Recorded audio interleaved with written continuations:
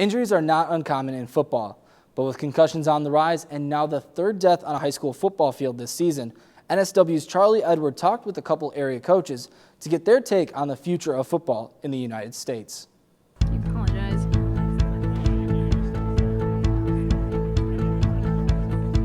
This feature is brought to you by Whole Foods Naperville. When we discovered the Coliseum, the bleachers were empty, the front gates unmanned, and the architecture stood silent. What's more eerie than the white noise is that we may one day be discovered the same. With 3 deaths in 3 weeks, all occurring on high school football fields, a familiar shadow has been cast over the game, and athletic directors are back to answering questions once more. If parents decide that football is not something that I'm going to allow my kids to do, yeah, football's in serious trouble, because that's the next generation of football players. But how much trouble is it really in? No amount of catastrophe, no amount of devastation, no amount of research is enough to slow down our love for the game. And an introspective look at the bevy of reasons why we love the game shows it's possible we've been manipulated to feel a certain way.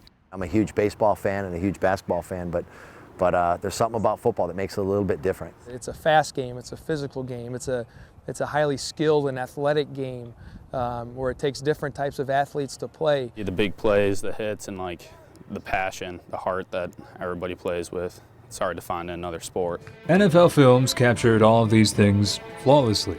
The warlike atmosphere, the intense strategy, the grandiose sight of a ball floating through the air, the meticulousness of a running back's step, and on top of all the glorification is integration.